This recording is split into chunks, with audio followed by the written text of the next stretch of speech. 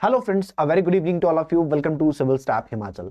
Civil staff Himachal के YouTube platform पे आप सभी का बहुत बहुत स्वागत है। मेरा नाम है रोहित और आज की हमारी क्लास के अंदर स्टूडेंट्स हम डिस्कस करेंगे the daily current affairs of today, that is 16th of December 2023। 16 दिसंबर 2023 के महत्वपूर्ण करंट अफेयर्स को आज की क्लास के अंदर हम डिस्कस करेंगे। तो आइए चलिए बढ़ते हैं क्लास की तरफ, स्टार्ट करेंगे आज के सेशन को। करंट अफेयर का ये जो हमारी क्लास है ये रोज शाम को होती है, जिसके अंदर हम डेली के इंपॉर्टेंट करंट अफेयर्स को कवर करते हैं मंडे टू सैटरडे। आइए अब आज की क्लास की शुरुआत करते हैं 16 दिसंबर के महत्वपूर्ण करंट अफेयर्स। आप इस क्लास को लास्ट तक देखिएगा ताकि आपको सारे करंट अफेयर्स क्लियर हो जाए। और करंट अफेयर्स को पढ़ने के बाद हम इनसे जुड़े हुए कुछ मल्टीपल चॉइस क्वेश्चंस को भी डिस्कस करेंगे। तो आप सभी स्टूडेंट्स क्लास को लास्ट तक जरूर देखिएगा। आइए शुरू करते हैं। क्लास की शुरुआत से पहले हम टॉपिक्स जो हैं वो देख लेते हैं कि आज किन किन टॉपिक से जुड़े हुए करंट अफेयर्स का हम डिस्कशन करने वाले हैं। किस किस कैटेगरी के करंट अफेयर्स होने वाले हैं, किस किस टॉपिक के करंट अफेयर्स के ऊपर चर्चा होगी और वो टॉपिक्स क्या है। और टॉपिक्स को पढ़ने के बाद हम इन टॉपिक्स को डिटेल में इलैबोरेट करेंगे, इन टॉपिक से जुड़े हुए करंट अफेयर्स को डिटेल में पढ़ेंगे। आइए शुरू करते हैं। तो आपकी स्क्रीन पर टॉपिक सबसे पहले आ चुके हैं। तो सबसे पहले यहां पर मैं आपको बता दूं टॉपिक्स क्या कह रहे हैं।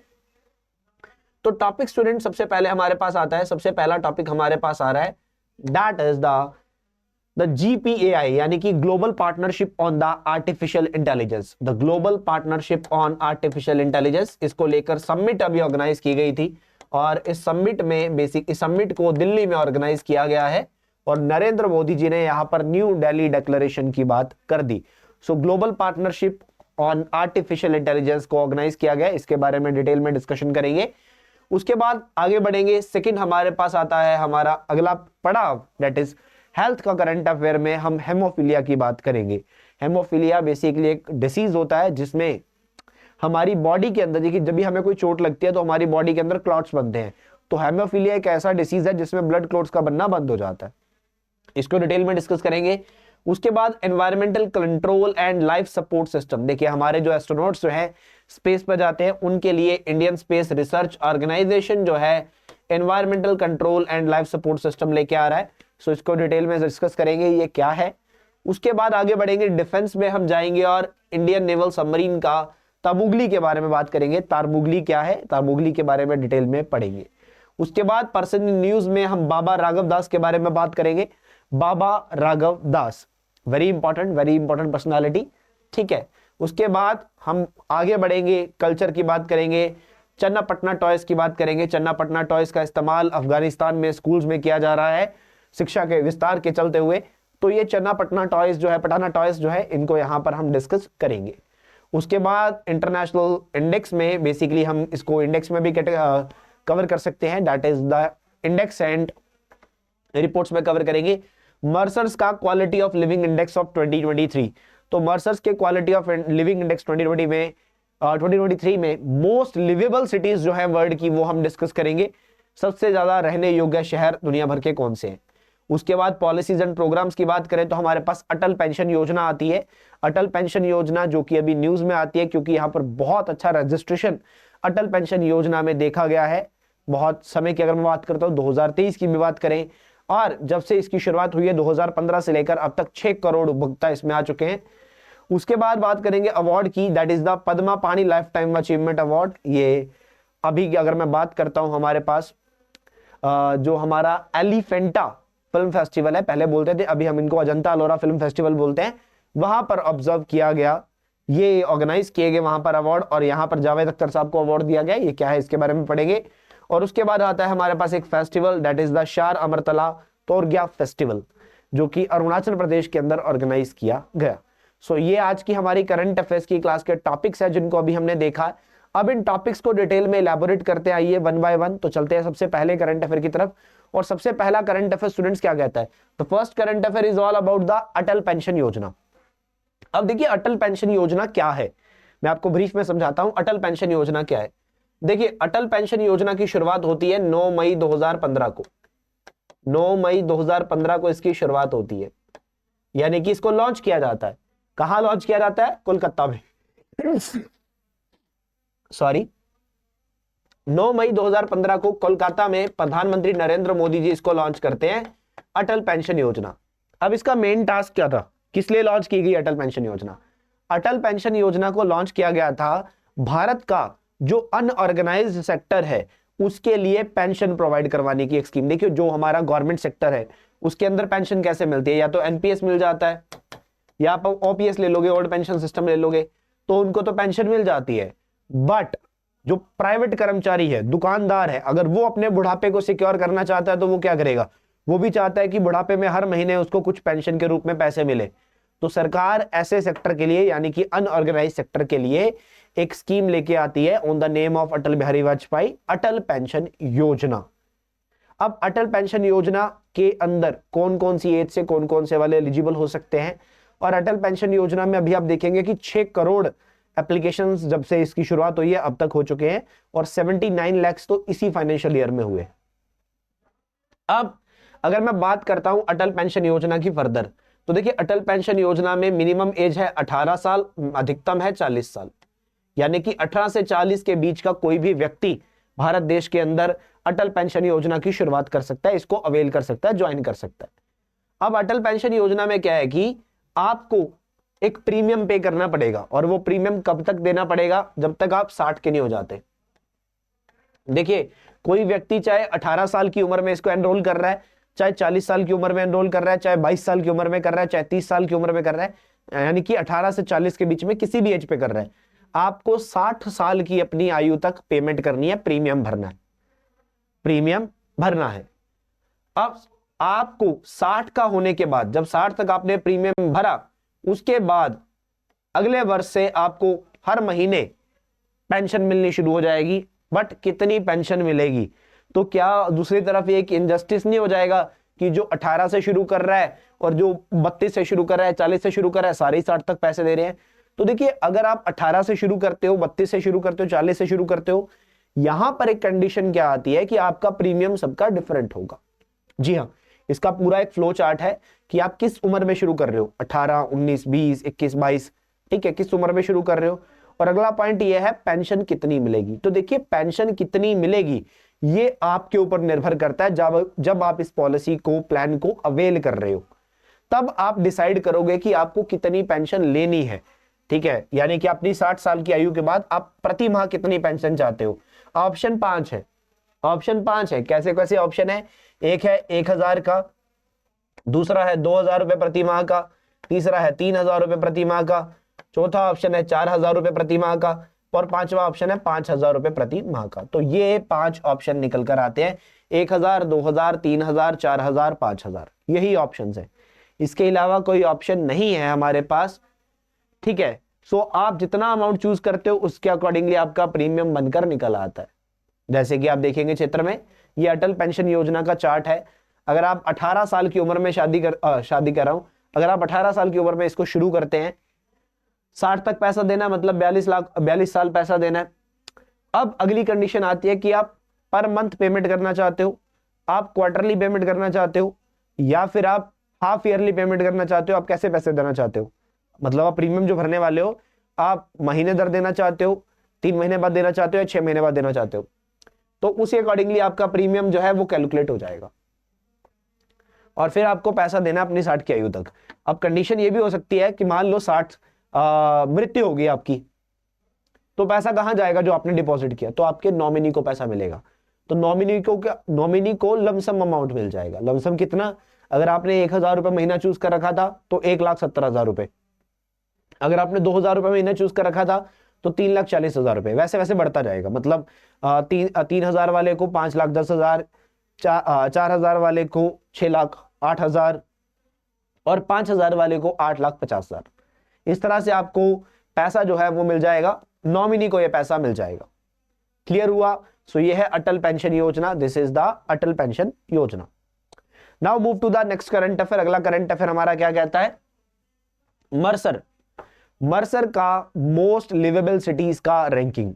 तो भारत देश का जो हैदराबाद है, यानी कि अगर मैं इंडियन सिटीज की बात करता हूं, देखिए ओवरऑल वर्ल्ड में अगर मैं बात करता हूं, दुनिया भर का सबसे लिवेबल सिटी है वियना, जो कि ऑस्ट्रिया की राजधानी है।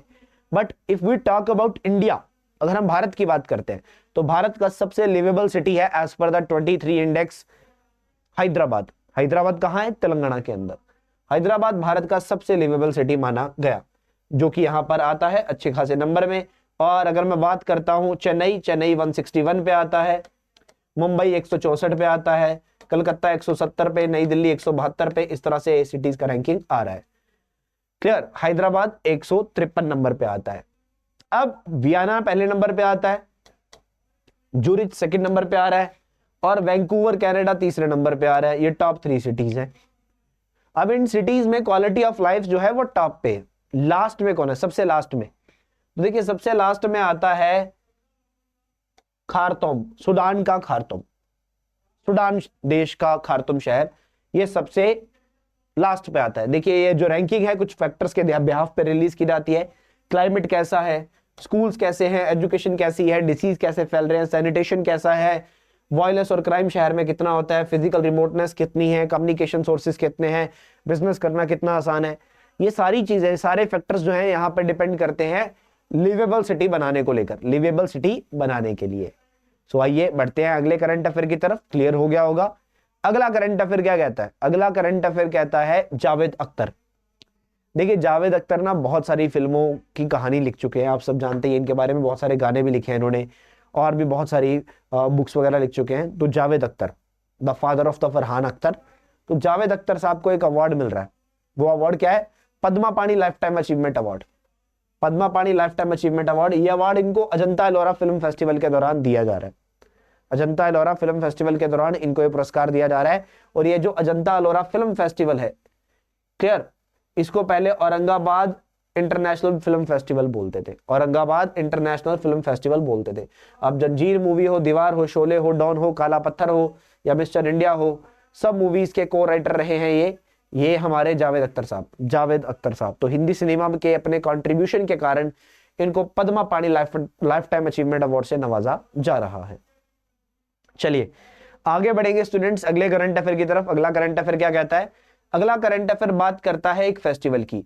ये जो आप चित्र में देख रहे हैं ये है अरुणाचल प्रदेश के मुख्यमंत्री पेमा खांडू, और अरुणाचल प्रदेश के अंदर एक फेस्टिवल का ऑर्गेनाइजेशन किया जा रहा था, दैट इज द शार अमरतला तोरगा फेस्टिवल। इट्स शार अमरतला तोरगा फेस्टिवल। इस त्योहार को, इस फेस्टिवल को यहां पर ऑर्गेनाइज किया गया, और ये जो फेस्टिवल है ये बालेमू में ऑर्गेनाइज किया जाता है। बालेमू जिसको हम अमरतला भी बोलते हैं, क्लियर, अमरतला, यहां पर इस फेस्टिवल को ऑर्गेनाइज किया जाता है। आगे बढ़ते हैं। यहां पर आज के टाइम पे दुनिया की सबसे बड़ी नीड की बात करते हैं, that is artificial intelligence. So global partnership of artificial intelligence को लेकर समिट नई दिल्ली में ऑर्गेनाइज की गई।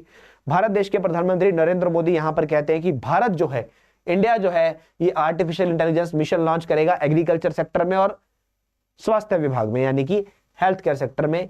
ये प्रधानमंत्री नरेंद्र मोदी जी ने global partnership on the artificial intelligence summit 2023 को इनोग्रेट करते हुए बोल दिया। सो मोदी जी के जो शब्द हैं सामने आते हैं, और हमारा जो global partnership on artificial intelligence है, ये एक ऐसा इनिशिएटिव है जो प्रमोट करता है किस चीज को? आर्टिफिशियल इंटेलिजेंस रिलेटेड प्रायोरिटीज में रिसर्च को लेकर। बहुत सारी टॉप कंपनीज ने भी इसमें पार्टिसिपेट किया। और अगर मैं बात करता हूं global partnership on artificial intelligence की, ये एक मल्टी स्टेक होल्डर इनिशिएटिव है जो कि यहां पर थ्योरी और प्रैक्टिस के बीच का गैप जो है मेंटेन करता है, that is on the artificial intelligence. So ये रिसर्च लेके आता है, आर्टिफिशियल इंटेलिजेंस को प्रायोरिटी देता है। इसकी शुरुआत 2020 में करी गई थी, और ये ट्रस्टवर्दी डेवलपमेंट को लेकर वर्क करता है, डिप्लॉयमेंट को लेकर वर्क करता है आर्टिफिशियल इंटेलिजेंस के क्षेत्र में। अगर मैं बात करता हूं global partnership on artificial intelligence की, ये एक ग्रुप है जिसमें हमारे पास 29 मेंबर नेशंस यहां पर आ जाते हैं, यूरोपियन यूनियन भी आ जाता है, और ये north and south America, Europe, east Asia के देशों का एक ग्रुप है, और भारत भी इसका एक फाउंडिंग मेंबर है। इसके अंदर एक काउंसिल भी है, एक स्टीयरिंग कमेटी है, जो कि यहां पर एक सेक्रेटेरिएट के द्वारा होस्ट किया जाता है, that is of the organisation of the economic cooperation development, that is in Paris, that is in Paris. अब इसमें 2 सेंटर ऑफ एक्सपर्टाइज बने हुए हैं, एक तो है CEIMIA, that is the international centre of expertise in Montreal for the advancement of the artificial intelligence in Montreal. दूसरा है INRIA, that is the French national institute for research in digital science and technology, that is in Paris. और third है expert support centre for artificial intelligence, जिसको Japan में announce किया गया था। जो रिसेंट हमारी global partnership on the artificial intelligence summit हुई थी, वहां पर इसको अनाउंस किया गया था। तो अभी की समिट कहां होती है? दिल्ली के अंदर होती है, ध्यान रखिएगा। आगे बढ़ेंगे अगले करंट अफेयर की तरफ, और अगले करंट अफेयर में बात करेंगे चन्नापटना टॉयज की। सो ये इन टॉयज को अब अफगानिस्तान के अंदर वहां की स्कूल्स के अंदर एक्टिविटीज के तौर पर ऑब्जर्व किया जा रहा है, ऑर्गेनाइज यूज किया जा रहा है। क्लियर? तो ये जो टॉयज हैं बेंगलुरु के पास बनाए जाते हैं कर्नाटका में, और अब अफगानिस्तान भेजे जाते हैं। ये जो वुडन टॉयज है आर्टिसंस के द्वारा बनाए जाते हैं चन्नापटना के अंदर, जो कि रामनगर डिस्ट्रिक्ट के अंदर आता है। यहाँ पर 250 कॉटेज यूनिट्स हैं और 50 फैक्ट्रीज हैं जो कि इस तरह के टॉयज बनाती हैं।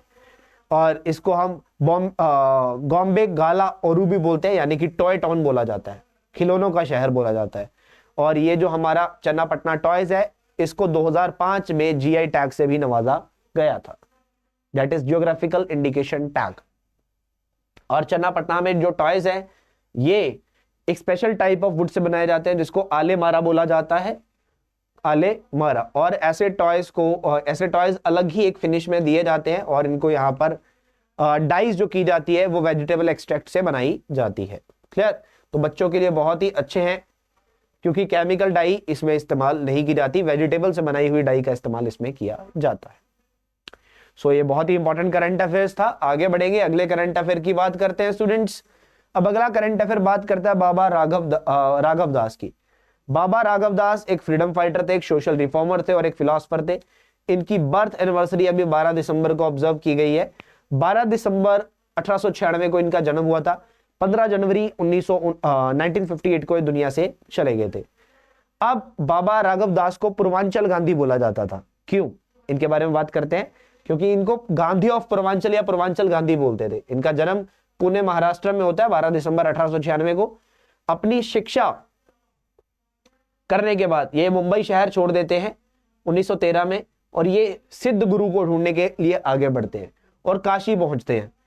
ठीक है, उसके बाद गाजीपुर जाते हैं, वहां पर ये मौनी बाबा से मिलते हैं और वहां से हिंदी सीखते हैं। वहां पर ये हिंदी सीखते हैं।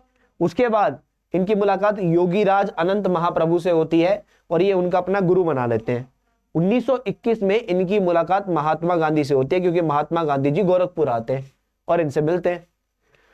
और तब से लेकर ये इंडिपेंडेंस के लिए वर्क कर रहे हैं, यानी कि आजादी के लिए उन्हें संघर्ष किया और लोगों की सेवा करने के ऊपर वर्क किया। 1921 में पहली बार ये जेल जाते हैं। गांधी जी का साथ भी दिया इन्होंने दांडी मार्च में। आजादी के बाद इन्होंने चुनाव भी लड़ा और एमएलए भी बने ये 1948 में। और इसके साथ बुद्धा मूवमेंट में भी इन्होंने हिस्सा लिया था, जो कि विनोबा भावे के द्वारा शुरू की थी। और ये एक बहुत ही महान संत थे, फिलोसफर थे, जो कि 15 जनवरी 1958 को दुनिया से चले गए। ये बाबा रघुवर दास। चलिए आगे बढ़ते हैं। ठीक है, सो यहां पर हमने बात करी किसकी? बाबा राघव दास की। बाबा राघव दास। आगे बढ़ेंगे, बात करते हैं एक इंडियन नेवल सबमरीन की, दैट इज तार मुगली। तार मुगली। अब देखिए, तार मुगली भारतीय नेवी का एक ऐसा सबमरीन है जो कि पहले हमने मालदीव्स को गिफ्ट किया था। लगभग 2005-6 में ये हमारा इंडियन नेवल सबमरीन हमने मालदीव्स को गिफ्ट किया था, और बाद में मालदीव्स ने डीकमीशन कर दिया जब अपनी फोर्सेस से इसको, तो हमें रिटर्न कर दिया। तो जब हमारे पास ये रिटर्न आया हुआ हमारा जहाज है, अब हम इसको कमीशन कर रहे हैं अपनी फोर्सेस के अंदर, इंडियन नेवी के अंदर इसको कमीशन किया जा रहा है। तो विशाखापट्टनम यार्ड के ऊपर हम इसको ऑर्गेनाइज कर रहे हैं। विशाखापट्टनम में नेवल डॉकयार्ड में इसको कमीशन किया जा रहा है। और ये फास्ट अटैक शिप है, ध्यान रखिएगा, ये एक फास्ट अटैक शिप है। संदीप नेथानी यहाँ के चीफ ऑफ मटेरियल जो हैं वो चीफ गेस्ट बनाए गए हैं, बुलाया गया इनको। और ये जो तारमुगली है, इसका नाम जो है अंडमान आइलैंड के, अंडमान ग्रुप के एक आइलैंड के नाम के ऊपर रखा गया है। अंडमान एरिया के एक आइलैंड के नाम के ऊपर इसका नाम रखा गया तारमुगली। चलिए आगे बढ़ेंगे अगले करंट अफेयर की तरफ। अगला करंट अफेयर क्या कहता है? Environmental control and life support system for the Gaganyaan mission that is to be made in India. इसको भारत देश में बनाया जाएगा। कब? क्लियर? सो इसरो ने यहां पर डिसीजन लिया, इंडियन स्पेस रिसर्च ऑर्गेनाइजेशन ने यह डिसीजन लिया है कि ये जो environmental control and life support system है, इसको भारत में ही बनाया जाएगा, इंडिया में मैनेज किया जाएगा। तो इंडियन स्पेस रिसर्च ऑर्गेनाइजेशन के चेयरमैन एस सोमनाथ ने ये अनाउंस किया कि ISRO environmental control and life support system को गगनयान मिशन के लिए इंडिजीनियसली डेवलप कर रहा है, इंडिपेंडेंटली डेवलप कर रहा है। हम खुद बना रहे हैं इसको। सो सिस्टम जो है इस तरह से टर्म की जाती है, सिस्टम जो है इस तरह से बनाया जा रहा है एक्सपर्ट्स के द्वारा कि human life beyond the earth भी ये अच्छे लेवल पे निभा पाएंगे। और किन किन मैकेनिज्म का इस्तेमाल किया जा रहा है, that is the activated charcoal beds का इस्तेमाल यहाँ पर हो रहा है, catalytic oxidisers, molecular sieves and oxygen generation system का इस्तेमाल यहाँ पर किया जा रहा है, जो कि कटिंग एज इलेक्ट्रोलिसिस के लिए वर्क करता है, वाटर को सेपरेट कर देता है, वाटर मॉलिक्यूल को ऑक्सीजन और हाइड्रोजन गैस के अंदर। बेसिकली वाटर क्या होता है, H2 होता है, यहाँ पर ऑक्सीजन को अलग कर देना, हाइड्रोजन को अलग कर देना, ये ऑक्सीजन जनरेशन सिस्टम वर्क करता है। और एयर रिवाइटलाइजेशन सिस्टम भी यहाँ पर लगाया गया है, that is to clean the cabin area. Gaganyaan project आप सब जानते हैं, जो कि इंडिया का स्पेस रिसर्च ऑर्गेनाइजेशन का एक human space flight capability mission है। 3 दिन के लिए 3 मेंबर को भेजा जाएगा स्पेस में। लॉन्च व्हीकल होने वाला है, that is the launch vehicle mark 3 geosynchronous satellite का, और solid stage, liquid stage, cryogenic stage, तीनों स्टेज होंगी इसमें। चलिए आगे बात करते हैं एक डिसीज की। ये डिसीज क्या है, हेमोफीलिया। हेमोफीलिया जो है इसके लिए India specific guidelines for treatment अभी निकल कर आती है, क्योंकि हेमोफीलिया के लिए जो केयर बॉडी वर्क करती है HHCN, उसने प्रपोज किया है कुछ कैलिब्रेशंस, यानी कि haemophilia and the health collective of the north जो एक ऑर्गेनाइजेशन है, इसने national health mission of India के साथ कैलिब्रेशन किया है भारत देश के अंदर 16 राज्यों के अंदर, और गाइडलाइंस जारी करी है कि पर्सन्स जिनको हेमोफीलिया है उनका इलाज किया जा सकता है भारत देश के अंदर। सो यहाँ पर ये एक रजिस्टर्ड बॉडी है इंडिया के लीडिंग हेल्थ केयर प्रोफेशनल्स की, जो कि हीमोफीलिया के डोमेन में वर्क करते हैं। हेमोफीलिया एक rare and usually inherited bleeding disorder होता है। बेसिकली ये इनहेरिट डिसीज ही होता है, जिसके अंदर मान लो आपको चोट लग गई, तो चोट लगने में क्या होता है कि हमारे ब्लड के अंदर ना क्लॉट्स बनने शुरू होते हैं। जब आपकी बॉडी से खून निकलता है तो आप देखते हैं कि कुछ समय बाद वो खून निकलना बंद हो जाता है। बंद होने का कारण ये होता है कि क्लॉट्स बनने शुरू हो जाते हैं। तो कुछ व्यक्ति ऐसे भी होते हैं कि जिनकी बॉडी में क्लॉट्स बहुत देरी से बनते हैं या बनते ही नहीं है। हो सकता है ऐसे व्यक्तियों को हेमोफीलिया डिसीज हो, क्योंकि हेमोफीलिया डिसीज अगर किसी को होता है तो उसकी बॉडी में ब्लड क्लॉट्स बहुत स्लो बनते हैं या बनते ही नहीं है, यानी कि खून रुकता नहीं है, बहुत तेजी से बहता रहता है। सो यहाँ पर स्पॉन्टेनियस ब्लीडिंग होती रहती है, और ब्लीडिंग के साथ साथ इंजरीज और सर्जरी की जरूरत भी पड़ जाती है। तो ये जो जीन होता है ये एक्स क्रोमोसोम पे कैरी होता है। हेमोफीलिया ऑलमोस्ट एक मेल डिसीज ही होता है, ज्यादातर मेल में होता है। और टाइप्स की बात करें तो सबसे कॉमन टाइप्स ऑफ हेमोफीलिया जो होता है हेमोफीलिया ए होता है, ठीक है। और हेमोफीलिया ए लगभग 5000 लोगों में से एक किसी व्यक्ति को होने के चांसेस होते हैं। हेमोफीलिया बी जो होता है 20,000 में से किसी एक को होता है। और हेमोफीलिया सी जो होता है ये एक रोसेंथल सिंड्रोम है, ये फैक्टर 11 की डेफिशिएंसी से होता है, ये फैक्टर 9 की डेफिशिएंसी से होता है, ये फैक्टर 8 की वजह से होता है। सो ये हमारे टाइप्स है हेमोफीलिया के। तो स्टूडेंट्स ये आज का हमारा करंट अफेयर्स था जिसको अभी हमने डिस्कस किया है। Now it's time to discuss the multiple choice questions. अब एमसीक्यूज को डिस्कस करने का समय आ गया है, तो आइए एमसीक्यूज को डिस्कस करते हैं वन बाय वन। हमारे क्या क्या एमसीक्यूज आज की क्लास में रहने वाले हैं। सो पहला सवाल ये रहा, the global partnership on artificial intelligence summit 2023 was hosted by India, and the global partnership on artificial intelligence has a council and a steering committee supported by a secretariat hosted by the OPEC in Rome. The global partnership on artificial intelligence is a multi-stakeholder initiative which aims to bridge the gap between theory and the practice on the artificial intelligence. And India is a founding member of the global partnership on the artificial intelligence. Yes, India is the founding member. Yes, India को भी host किया है इसने। So first one is correct, this one is correct and this one is correct. ये सही नहीं है क्योंकि ओपेक नहीं है, organisation of the economic cooperation development, OECD है, ओईसीडी है, और पेरिस है, और रोम नहीं, पेरिस। चलिए, सो फर्स्ट 3 and 4 यहां पर हमारा आंसर हो जाएगा option C. First 3 and 4 is correct. Let's move further. Hemophilia is rare and usually inherited bleeding disorder. It can lead to a spontaneous bleeding as well as bleeding following injuries and surgery. The gene related with this disorder is carried on the X chromosome and it is majorly in a female, नहीं male में होता है। So first and second is correct. Correct बताना था, option A हमारा correct answer हो जाएगा। समझ में आ रहा है? कोई सवाल, कोई डाउट, कोई कंफ्यूजन है तो आप कमेंट सेक्शन में पूछ सकते हो स्टूडेंट्स। चलिए next question, Indian Space Research Organization will be independently developing the environmental control and life support system for the Gaganyaan mission। हमारा जो इंडियन नेवल सबमरीन तारमुगली है, ये एक फास्ट अटैक क्राफ्ट है जो कि इंडियन नेवी में कमीशन किया जा रहा है। और बाबा राघव दास जो है, इनको गांधी ऑफ पूर्वांचल बोला जाता था। तीनों स्टेटमेंट ही करेक्ट है, ऑल थ्री आर करेक्ट। मेरे को तो तीनों करेक्ट लग रही है।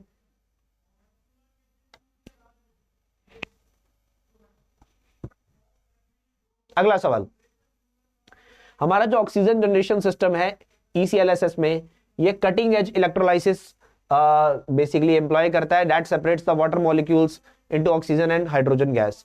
And Tarmugli was gifted to Mauritius, Maldives.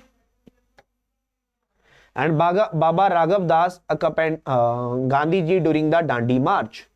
तो डांडी मार्च में गांधी जी की सहायता करी। फर्स्ट एंड थ्री करेक्ट है, ऑप्शन सी आंसर हो जाएगा। अगले सवाल की तरफ बढ़ते हैं। अगला सवाल देखते हैं क्या कहता है। Gaganyaan will be launched into a low earth orbit by the PSLV launch vehicle. INS Tarmugli is named after a picturesque island in the Lakshadweep group. And Baba Raghav Das also took an active part in the Buddha movement started by Vinoba Bhave। अब देखो, first one is incorrect, second one is incorrect, क्योंकि ये अंडमान है, ये GSLV है, ठीक है। Third one is correct, हमें बताना है इनकरेक्ट, मतलब पहला और दूसरा।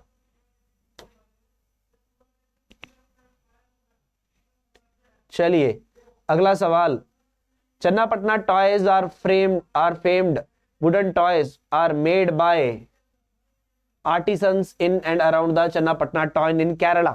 केरला में नहीं है, ये कर्नाटका में है। And chemical dye is not used in them and they came without the sharp edges. So second is correct, so option B हमारा राइट आंसर हो जाएगा। क्लियर, ये टॉयज जो होते हैं इनको GI टैग भी मिला हुआ है, इनको ज्योग्राफिकल इंडिकेशन टैग भी दिया गया हुआ है।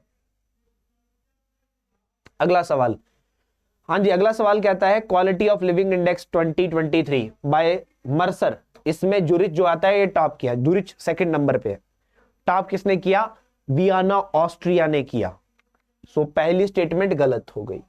बेंगलुरु भारतीय शहरों में सबसे टॉप में आता है, हैदराबाद भारतीय शहरों में सबसे टॉप में आता है। दोनों ही गलत है, सही बताना था neither one not two, neither one not two, क्योंकि दोनों के दोनों ही गलत है, दोनों के दोनों इनकरेक्ट है।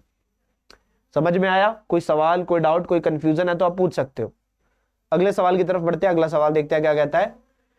The total enrolment under the Atal pension Yojana has crossed 60 crore. 60 crore cross हो गया है, ठीक है। And the minimum age of joining the Atal pension Yojana is 18 years and the maximum age is 40 years. देखिए, सबसे पहली स्टेटमेंट गलत है क्योंकि 60 करोड़ नहीं 6 करोड़ क्रॉस हुआ। सेकंड स्टेटमेंट इज करेक्ट, 18 साल मिनिमम है, मैक्सिमम 40 साल है, ये सही है। बट अगर आप देखते हैं तो हमें इनकरेक्ट वाला आंसर करना है इसमें। सो इनकरेक्ट वाला आंसर करेंगे तो मतलब पहली स्टेटमेंट, तो ऑप्शन ए राइट आंसर हो जाएगा। चलिए अगले सवाल पे चलते हैं। अगला सवाल देखते हैं क्या कहता है। The dash is to be honoured with the Padma Pani life time achievement award. हाँ जी, इनमें से किसको Padma Pani life time achievement award से नवाजा जा रहा है? तो ये अवार्ड मिल रहा है जावेद अख्तर साहब को। जावेद अख्तर, जावेद अख्तर बहुत ही बेहतरीन हमारे को राइटर रहे हैं, बहुत सारी फिल्में लिखी हैं, बहुत सारे गाने भी इन्होंने लिखे हैं। आइए आगे बढ़ेंगे। यहाँ पे जावेद अख्तर के बाद अगला सवाल देखते हैं क्या कहता है। शार अमरतला तोरग्या फेस्टिवल कहां पर ऑर्गेनाइज किया जाता है एनुअली? सिक्किम में, अरुणाचल प्रदेश में, मणिपुर में या मेघालय में? तो देखिए, ये पेमा खांडू के द्वारा इनोग्रेट किया गया था। पेमा खांडू कहां के मुख्यमंत्री हैं, आप बता सकते हैं? So Pema Khandu is the chief minister of Arunachal Pradesh. Arunachal Pradesh की राजधानी है ईटानगर।